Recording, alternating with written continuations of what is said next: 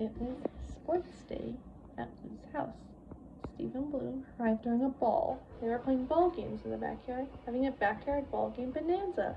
Periwinkle announced that the first event called the Roll-a-Rama, and Shovel and Pail had to roll a volleyball to each other. Steve, Blue, Periwinkle, and I cheered on Shovel and Pail. Pail rolled the ball down the hill to Shovel, who stopped it. When Shovel kicked the ball up the hill, it rolled back down. I then said he had to roll the ball harder, so Shovel did, and rolled it up to Pail. Steve then decided to make me a coach, and Shovel and Pail thanked me. Steve then asked Blue what ball game she wanted to play, and wanted to play clues to figure it out. But Steve cleaned the paw print and turned itself into balls and bounced away. Steve went to get his notebook, side table drawer, threw Steve a ball, and he was impressed with the throw, and then got the notebook and gave the ball back. After singing how to play Blue's Clues, Steve showed me an invisible and threw it to me. In other words, I'm basically the coach, who pretended to throw it back and went to the left and saw the first clue rolling and drew a rolling motion in the notebook. Steve didn't know what Blue wanted to do to play with just rolling. Steve went back outside to see Blue and Periwinkle practicing for the next event called the bounce off, which was they drop a ball, count how many times it bounces, and try to get as many bounces as they can. Blue and Periwinkle need to use a ball that bounces lots of times. There's a rubber ball, a hard plastic ball, and a soft ball, and me, the coach, suggested the rubber ball.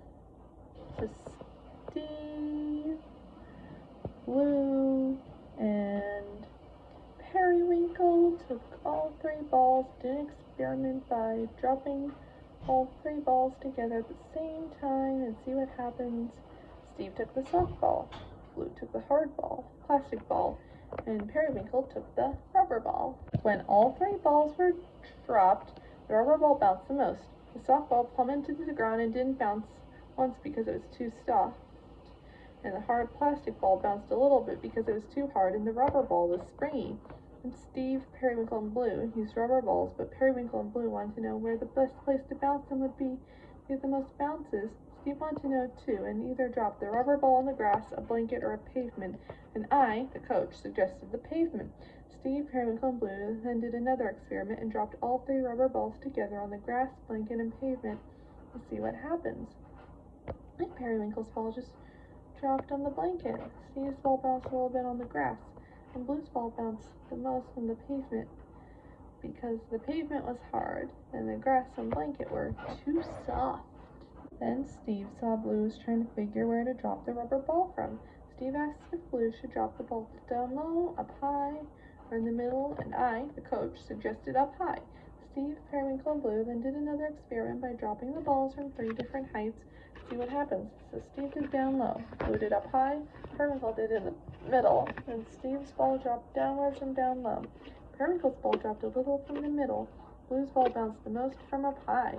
So at the bounce off, Periwinkle and Blue dropped the rubber ball onto the pavement from up high, got and counted 10 bounces. Periwinkle thanked me, the coach, and everyone cheered for him and Blue. Then Steve saw the second clue on a plastic bottles and drew them in his notebook. So far, the clues were rolling motion and plastic bottles, but didn't have any info. Then when it was mail time, mailbox arrived and found Steve's invisible in the yard, threw it to him, and then gave it in his letter. Blue then skidooed into a stadium, and Steve went too and saw a beach ball, and she told Steve to do an obstacle course and get through it from a green flag to a red one. Steve ran to the first part of the obstacle course as fast as his legs could carry him. Beach ball told Steve to bounce a ball into a box. Steve bounced it, but bounced the ball right in front of him, and the ball went up and down. I, the coach, told Steve to bounce the ball forward, so Steve did what I said. Beach ball and I, the coach, watched as Steve bounced the ball forwards into the box. Beach ball then showed Steve the next event, and then she explained that Steve had to roll another ball against a wall until it comes back to them. Steve rolled the ball too softly, and the ball stayed on the wall, and I, the coach, told Steve that he had to roll the ball harder. So Steve did what I, the coach, said.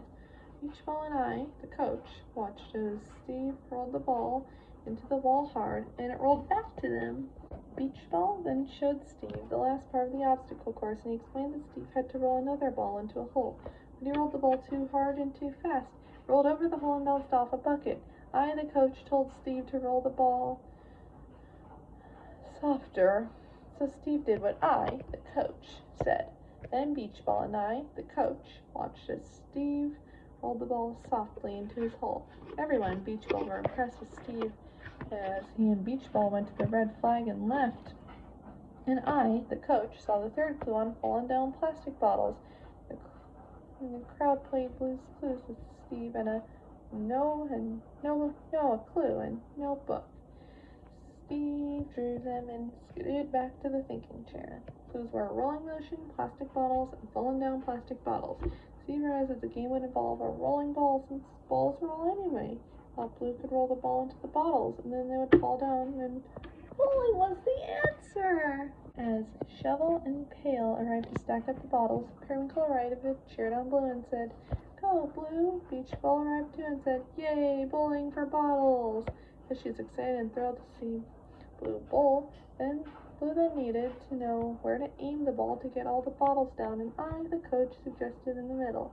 As Steve, Periwinkle, Shovel, Pail, and Beach Ball chanted, "Here we go, Blue! Here we go, Blue!" Blue did what I, the coach, said by rolling the ball in the middle, and the bottles got knocked down.